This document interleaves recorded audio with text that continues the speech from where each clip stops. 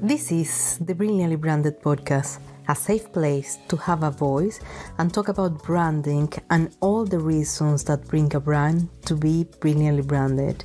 I am your host, Maria Lucia Romero, a woman empowering other women, and I am welcoming you to this journey of learning and inspiration to build awareness around the world of business and the world of brands. This is the Brilliantly Branded podcast. In this episode, we have a conversation with a woman entrepreneur on a mission to drive positive change in the business world. Her story is made of determination and relentless pursuit of social impact.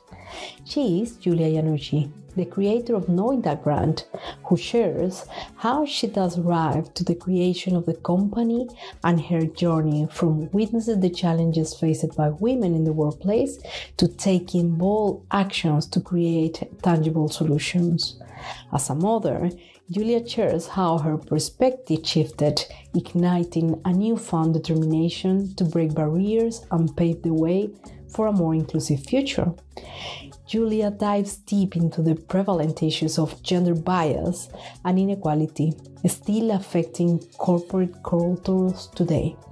She sheds light on the internal and external barriers hindering women's progress and shares actionable insights on how we can overcome them.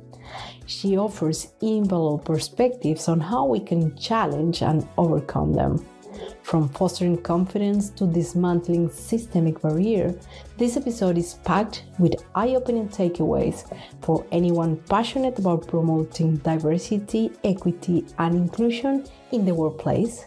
So as I always said, grab a cup of coffee or tea and feel comfortable to join us in this conversation that will leave you inspired to take action and champion change. So welcome one more time to another episode of the Brilliantly Branded podcast.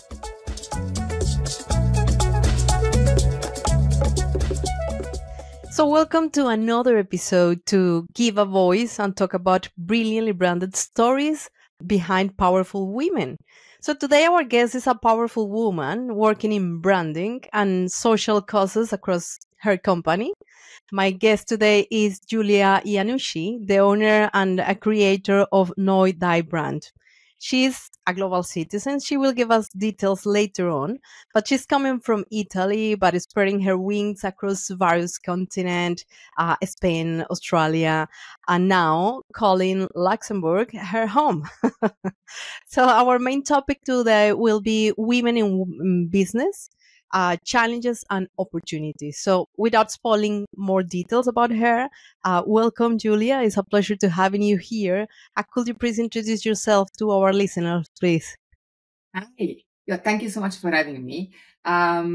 Yes, absolutely. So as everybody can say or hear from the accent, I'm definitely Italian. But I did leave Italy in 2000, so that makes 24 years ago. And as you said, I lived in many countries here in Europe, in Spain, in Belgium, the UK, and then we moved to Australia, Singapore, back to the UK, and now we are here, at least for a good few years. As you said, I have a background in branding and marketing. We're going for 21 years, which makes me feel very mature. And the other thing, but basically, since we moved here in 2020 during the lockdown, I turned my company. So I created a spin-off of my company. So I have two companies. One is called Know That Brand, and the other company is called Know That Brand Women. And basically, I took everything I know about branding and marketing that I learned over the years and applied to sustainability and particularly gender equality. Because there are a lot of tools I discovered can be used, like employer branding, and we can talk about it later, for companies to become more inclusive, personal branding to help empower women, market research, assessment, all the things we do in marketing actually can become very handy when it comes to gender equality. And the reason why I did this is because I've been always doing, side jobs for free, offering services to to either female entrepreneurs that were starting up or other organizations that they didn't have the money to pay for someone in marketing or branding. And I always love that part of my job, to have something that you can give to people that they don't have. But then I arrived to a point where I realized that my, the big clients, the paying clients were taking all of my attention, and I didn't have enough time to dedicate to the projects that really mattered to me. Because when you can help someone, I think everybody agrees with this, it are the best projects when you see the impact. When you go work with a big company, the impact usually is a bit, limited, and there is when you can help, a school like I did a few years ago, or when you can help, a small entrepreneur or entrepreneurs, it's really you see the value that you can provide, and so I wanted to do more of that. And the reason why I focus on women is not just because it's the only thing that needs to be changed. Like in the world, there is a lot that needs to be done. That's why it's sustainability and particularly gender equality. But I have more experience in this field. I work with a lot of women over the course of my career, and my company was originally established in 2014, so it's now 10 years that I have it, and I work with a lot of women, both as entrepreneurs or women in career. I discover all the challenges. It's something that has always been interesting me. I can tell you everything. Like, I started my battles for gender equality when I was 9 years old. So it's something that really resonates with me and I wanted to focus on. And so I created Know the Brand Women, which is a société d'impact sociétal, social enterprise. Yes. And we focus on trying to create a better world. Wow, it's amazing job that you have been done, and actually always with a purpose. That is the most important thing when you create a brand, and realizing what is happening with women as well, coming from your own experience, and what are those challenges that really are making you arrive into that point. That is going to be my next question. What are those challenges that really making you not just create Know Thy Brand, but creating Know That Brand for women? What was the reasons what making you arrive to that decision? So it's funny because I come from I come from Italy, and like many other countries, they are a little bit behind. As I said, first challenge when I was 9 years old, and we can dig in that later. But when I started my career, because I worked abroad, at the beginning I didn't really know the challenges that women were facing. I remember the first time I read that I don't know how many women were harassed at work. I was shocked because in my experience, my boss was a man and it was delightful. It was really empowering me. It was giving me a lot of opportunity to grow. So I never thought that was the case. I was very lucky. I did have a bad experience with my first job in Australia, where I was sexually harassed by the CEO, but then I swiftly quit, and that never happened again. And and I remember at the time they were talking about quotas, and I was like, these quotas about women, it's not like we don't need it. I just didn't understand the challenges because I was lucky enough that the jobs I had, if you want to protect me, and the only bad experience you take it as in, it's one bad experience. Yeah, you read about it, but you don't really understand it. For me, what really changed personally, and then really was an eye-opening on what other people were facing, is becoming a mom. And when I became a mom, I realized suddenly that my career, I was flying very high in my career. Actually, sorry, before becoming a mom, when a colleague of mine was about to become a mom, and she was not promoted because she would become a mom, she would become a mom. That is a fact now. It's the conversation now will be illegal. The conversation that I was a part in that day, today will be illegal. That we're talking about 14 years ago, it was still okay. But it even goes worse because when I started to become a mom, I was living in a country in Singapore where they don't have the same protections that we have here in Europe. So it was standard practice to either fire women when they were in maternity leave and then re-employ them afterwards so that the company didn't have to. And we're not talking about small companies, and we're not talking, not that it would be right, but I'm not talking about someone that really struggle with money. Like, we're talking about massive corporations. They would, fire people when they were in maternity and re-employ them. Or like in my case, they always stop the contract before my baby was due and don't call me back after the baby was arrived. And then you realize that, so that happened, and I was shocked. And then they called me back, and I said, well, but I'd rather have a part-time because the baby is so small still. It was 5 months old. I was like, I'm still breastfeeding, so I will need, part-time to be able to continue to breastfeed. And they were like, okay. I was the only person part-time, I think, in the entire company. But apart from that, well, in that case, your career, just so you know, you will not get a promotion and your salary is frozen.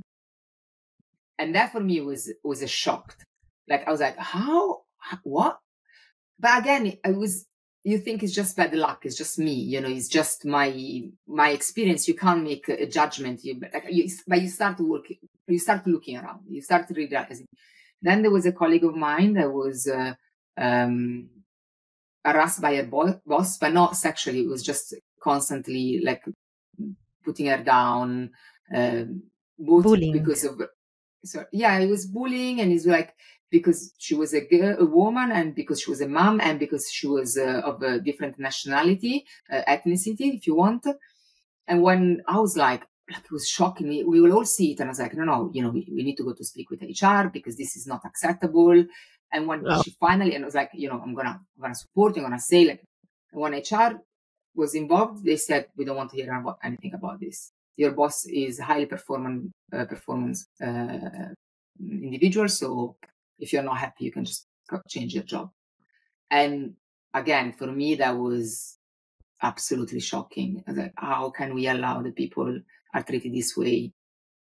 And then what I realized with the time, I also realized that when there are so many episodes, when I have been looking for jobs and I've been told things like, oh, it doesn't, like, we're not going to pay you. Like they gave me the offer, and I was like, but that's very low for what I am, my career wise. Like, oh, but your husband, I know where you live, so clearly your husband is making enough money. That is incredible. But all those stories that you are mentioning now, you are mentioning in the past, but the problem is that they are still happening nowadays. This is still happening. I was talking with a friend of mine, and she just got a baby. She's very lucky. She's our age, but she's just like, my age. But she has just had a baby. She's very lucky. She's in a department where everybody is very supportive, and she got maternity leave. But her colleague in the next office, sitting in a different department, has been told that not to have children. Like, if you want to have a career, don't have children. How can we say this? Like, in a country here, I know that in a very, I'm not gonna make names, but in a bank here in this country, a woman got pregnant, and the boss said to her, that was the stupidest career decision you could have made. Yeah, no. That is not possible. That is still happening nowadays. We're talking about, my kids were born 10 years ago, 12 years ago. We're talking about 2000, and this happened maybe 2022, if you want, but we're still talking about these days. But this is just one part of the challenges that women face. The problem, so this is I just wanted to say this because it's how I came to understand this. And then you start looking to it. So you move out from your experience, and you look, okay, what is that? Just me that I'm particularly bad luck, or my friends, or is really general? And that's why I started to look outside and starting to look at research, because it really didn't make any sense to me to see, like, I always consider myself and women at the same level of men. Why we don't, you start going to meetings and you're the only woman in the room, and you're like, what is happening here? Why there is not more women? Why women drop off? And I'm starting to research. And the problem is that it starts from the very beginning. And that's part of where I am focusing now my efforts, is the socialization, the way we are socialized from the very beginning since we are children. By the time we arrive to work, women are already being talked more than told that, you need to prove yourself over and over and over. I had one of the first, I have a podcast. And one of my first guests said, what would be your recommendation for a young woman that wants to pursue a career in law? Or just work the double of everybody else, because if you don't do that, nobody will trust you. and nobody will see your value. You won't find this episode on my podcast anymore because I think it's bad advice. So I removed it from my podcast. But this is the way we've been raised, that we need to prove ourselves on and on, because when you sit in a meeting, women are overlooked. We say something and we are dismissed. And the research proves, is not Giulia saying to Maria, look, we're being dismissed. I have so much research behind us. We get constantly interrupted. When we say something, we get constantly interrupted. People talk over us. If we say something clever, nobody listens, and then next person, a man, says the same thing, and everybody's like, oh my God, that's such a good idea. And you're like, but I just did it. Like I said it literally 5 minutes ago, you didn't pay any attention. Yeah. And then, so if we want to really formalize the challenges that women face, I always talk about external and internal barriers. Okay. So when we look at external barriers that women face in business, we talk about microaggressions, like this one that I was talking about now. So we're talking about the way that people treat us, not intentionally. They don't want to say, I don't want women in my team. Some people might say it, but usually they don't say that. But the way they do it, the way they interact with us, really limit our confidence and our ability to progress in career. Then there is obviously there are all the biases. We all have biases. Men and women, we all have biases. Biases is actually the way that we learn about the world. So biases is a shortcut, okay? What biases does is a shortcut between two ideas. Is how children learn that a cat on a picture is the same thing as a cat in real life. The process is the same. We use shortcuts. In this way, the brain can make, all the connections between things. The problem is that biases plays against us, against the people that are victim of our biases, because we don't realize it that we are using a shortcut, and we just assume certain characteristics and certain behaviors are part of people of color, people with disabilities, women. And so we're using the biases in the wrong way to make judgment and to act towards people. We then have things like maternity. Obviously, I just spoke about it. Becoming a mother is really an obstacle for many women, purely because society still expects women to be the main carer. And so every time you work, you have the double work. So you have the work at home, at work, and then when you finish, you still have to go home and looking after the children. But not only that, I think we are all familiar with the terms of mental load, right? So we are constantly thinking, like, yesterday I had one of my most beautiful mental loads day. I was exhausted by the end of it. I had to think about, obviously, the food and all the things normally for the children, for the family. Plus, my son wanted to have a play date, and I need to plan that in coordination with the other things that my other son wants to do. And so I need to start thinking about it. In the meantime, there is the babysitter needs to be organized, but the babysitter cannot come, so someone else has to look at it. Okay, you spend your entire day just on top of what you need to do for work, also planning for all of this. And it's not that my husband doesn't help me, because the moment I call him and I say, you need to do this, this, and this, and that, he will do it.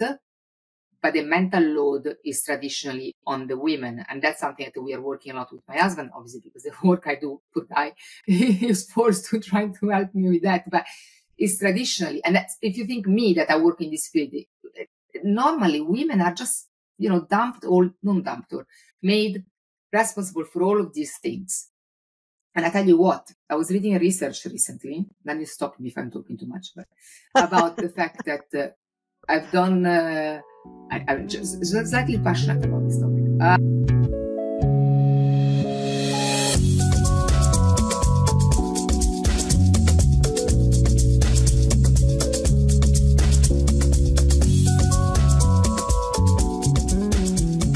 But, if women and men are given 1 extra hour of work at work, so you're asked to work an extra hour, the stress level for women increases enormously. while the stress level from men decreases. And you know why? No. Because women, when they have to have an hour extra work, they need to plan everything around it. So if they normally go to pick up the children or there is the grocery, it means that everything gets delayed of an hour. So the level of stress increases because they have to plan around that extra hour. The man coming back home 1 hour later means that usually all the job is already done at home. So it actually means that there is less for him to do at home. Yeah. Honestly, it's not me making it up. I can makes give sense. you all the books. Yeah, makes sense. Yeah. And makes sense. It's incredible, but makes sense all the things that you have been said, and especially the real situation. And that is what is this about? How we can really start to change that conscience about how we can make in small steps, even small steps, to change not just the equilibrium at home, but as well how we can do that at work. Because we need to deal with the work, we need to deal with home, we need to deal with the mother. I mean, if you are a mother, you need to deal with the kids, and taking all those things in consideration, and still arriving to receive discrimination, for example, or exclusion on all these kind of things. I know it's a big topic. You are so passionate talking about all these topics, and I'm so happy to actually learn from you many things, because that is a part of the things that the purpose of the podcast. But coming back to what are maybe the advice or the way to start to solve this problem? I mean, how you can, of all those experience that you already have, you will advise to women nowadays and to men as well, or all genders, that being part of this pod and start to really generate changes, because how we can start to do that? Before I go to that, can I just finish one thing on what I was saying before, because it answered to your question. So as I said before, I talk a lot about external barriers. So far I covered external barriers, but there are also internal barriers. And internal barriers that we normally face is insecurity, imposter syndrome that the men also have, but affects enormously the women, especially in the workplace, and prevents them from applying for jobs, putting their hands up. Wanted to please everybody, inability to say no when the situation would require you to say no because the way we've been socialized and everything. So I'm saying this because too often when I speak about the problems women face in the workplace, I've been told the response is, well, women need to make a change. And there is a famous movement. It's called the movement of Lean In. There is a book was written. It's called the Lean In. And the idea behind the Lean In is like women should start to work, behaving more like men. So try to become more like a man. Go out, socialize the way the men do. Be more brave. Put your hands up for jobs, even if you don't believe you have all the requirements, all of this. How many times you hear stories? But my wife wouldn't apply for a job unless she has 100% of the qualifications, while men, they do it even if they have 30%, etc. Now, there is a truth in that. It's very important we understand we can't just expect women to be the one that solves the problem. It's not women that need to change. Women and men and everybody in the society needs to change their approach to each other. And only in this way we're going to have a change. I empower women through personal branding. But if they go back to the company and after I empower them and I taught them their values and I told them that, I help them unpeel, as I always say, the superpower, they go back to a toxic environment where if you try to say, well, I think I would like to do this project. I'm ready for this project because, I know it because I've done all this work and I now know that I'm ready. And you're just met with, you? No. And it goes to the men. We might as well not have done anything. So to answer to your question, what are the steps we can take? There are macro and micro steps. Okay. So the micro steps will be the first thing first. Don't be silent. If someone has an attitude, a behavior that is discriminatory, and that's not just against women, but about that, against anybody, you can't just stay silent. You need to stand up. Now, is not always the case. You can't expect the person that has been singled out to stand up for themselves. It's very easy to say, but she didn't say anything. Imagine the classical example where there are 10 people in the room, senior level, there is 1 woman and 9 men, which is totally common. Yeah. Who is asked to do the minutes? The woman. Yes.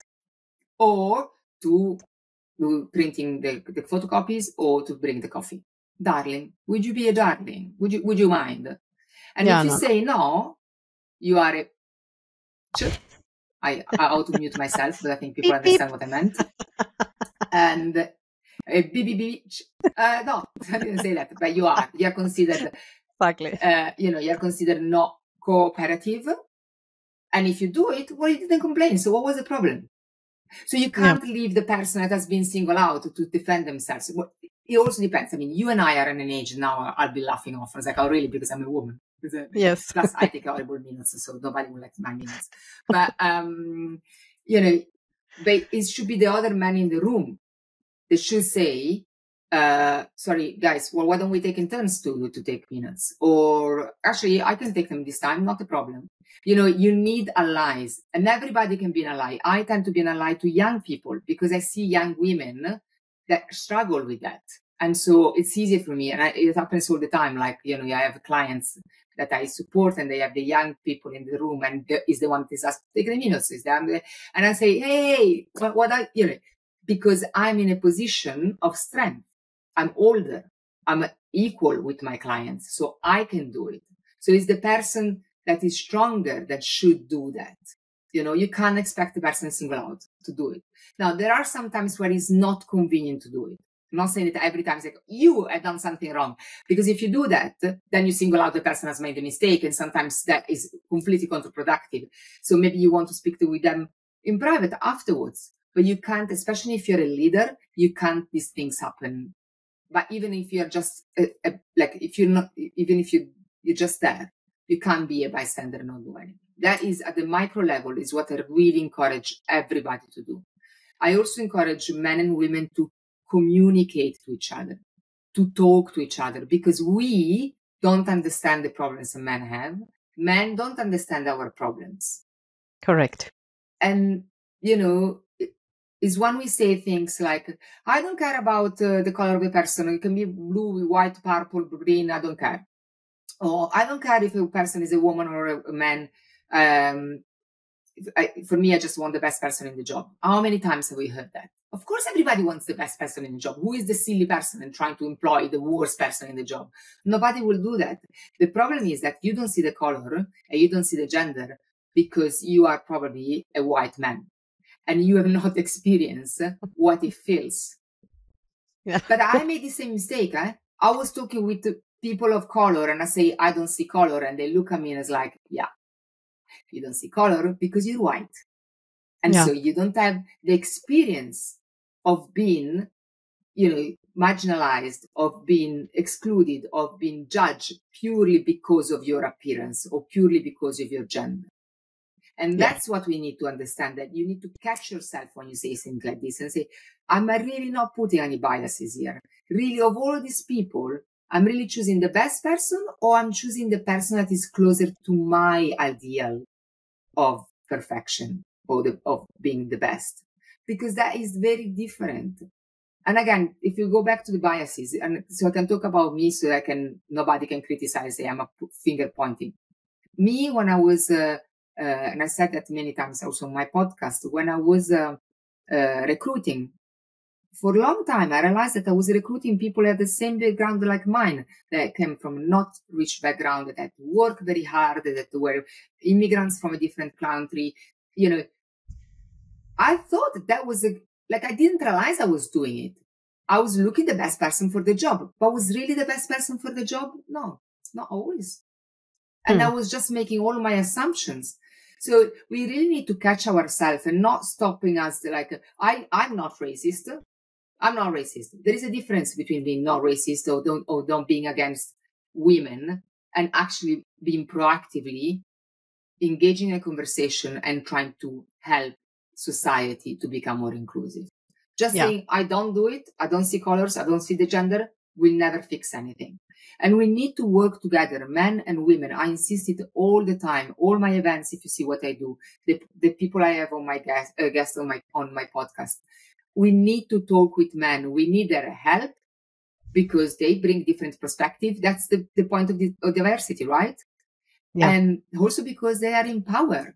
When women were given the right to vote, who gave them the right to vote? Men. Men. So if we don't talk with men, we are not going to change anything. But men need to understand us. If they don't understand it, at the time, I think they were just like basically bullied, like forced by the wives. It's like, don't come back home if you haven't voted for me to have the right to vote. But we cannot do that all the time, right? So what can we do to really, like, we need to understand to really change, to understand each other. And sometimes I learn things about men that I didn't know. And it's important that we learn and it's like, okay, that's why you do it this way. Or maybe so it's not against me as a woman, it's just because whatever. I can give you example for hours, but I don't want to monopolize the conversation. I'm already doing it enough. But so that is at micro level what people can do. And then obviously there is all the part about macro, which is, and if you want, I can give you more example on that. But obviously the organizations is obviously the government. So the policies and everything, but also the education system. So there is a lot that can be done. But if we start with, I think my motto is just being kind. Now, why don't we all kind to each other? And if you see something wrong, you stand up and protect the person that's been, put aside or singled out, and talk to other people and trying to find a common ground and a common solution. That would be basic. Yeah, well, Giulia, you have been delivering an amazing content, not just learning, giving all the facts and all the things that are happening nowadays. And just to start to wrap up, and of course, giving to you a big thank you, because I think that what you have been sharing with us is a real situation. You have been telling us how we can start solving that from each of us, even if it is small steps, having be aware about what is happening and doing something. And in terms of you and I, and this is just my last question related, we both are working in empowering other people, in personal branding. But when you arrive on that example that you gave, when you arrive very empowered and knowing how to manage your personal brand, but you arrive to the company that have this toxic environment, what will be this advice that you will give to that person when arrive and facing this situation, even that doesn't have the right to have a voice? Okay, so in an ideal world where you can do whatever you want in your life, I would say just quit the company, just move away, fly. Easy peasy. Easy peasy. You see so many times, it usually comes from young women I haven't faced yet. It's like, if you don't like it, just quit it. Yeah, except if you have a family and mortgage, you might not be so, free to do whatever you want. So my recommendation would be, first of all, understand where toxicity comes from, because it might be your manager or might be more, widespread in the company. Trying to find allies that, like you, want to change things in the company and trying to find a way to change things, at least within your realm, maybe with you and your team. And if you cannot be empowered yourself, start empowering other people. That is very important. People around you, So there are two things. One thing about empowering people around you, and give voice to the one that are even in a worse position than you. It won't make you better, but it will at least help them. And I think that when we help, it goes back to what I said at the beginning. When you help, you already find a sense of purpose that you didn't have before. Another thing to do, you can do, is to try to find side projects within the organization where you can try to find your alignment between your values and the values of the organization. Oftentimes, like for instance, I always wanted, my degree was in international diplomatic sciences with particular, the focus was developing countries and giving back to the society. In any company I worked, even before starting my own business, I somehow ended up working on projects that related to that. Because if you seek this kind of projects, it will give you the opportunity to find your own voice, and you find your alignment with your values, and maybe a way to stay away from the toxicity. Now, it doesn't mean that you're gonna be exempted from it, because if it is in the culture of the company, it's going to be very difficult for you to change. But don't stop, fighting, just breaking your head against the wall won't change. But have conversation with people. I'm sure you're not the only one that feels this way. So have conversation, see if there is someone who can help, call someone, do some research. Maybe you can invite a speaker, you can organize a day and that will get other people to realize that the culture of the company is all right. Also consider that there is a lot of push now, the new generation, everybody speaks not very highly of them. I think they can really change things for us. And they're coming strong, and they don't want to live in a bad, corporate world. So align with them, see if they can help you. So just don't stop. Don't let them crush you. That's my advice. Just don't let them crush you. You're worth much more than whatever they, their little ego tries to do when they hurt you. Yeah, that's true. Voicing what is happening and sharing is part of the process to don't feel alone on that, and don't feel overwhelmed about what the things that are happening to you. So where the people can find you if they wanted to have a conversation, a deeper conversation with you, Giulia? What are the services that you are offering right now? If you want to just let us know.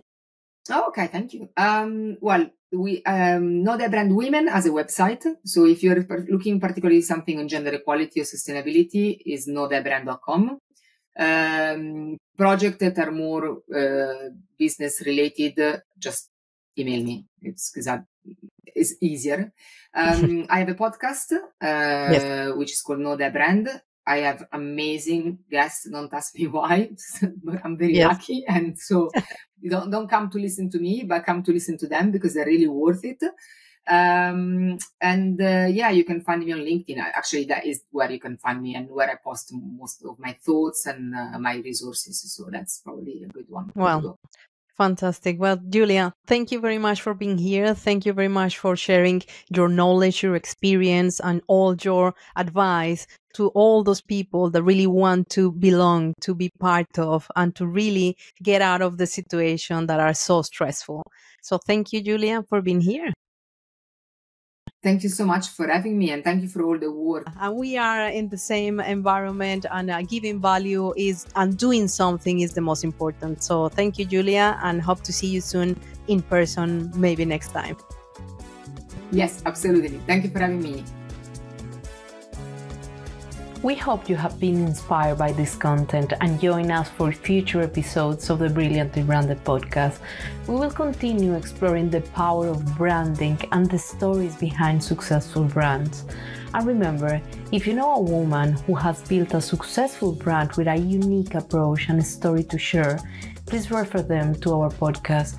We would love to learn from their experiences and share their story with our listeners.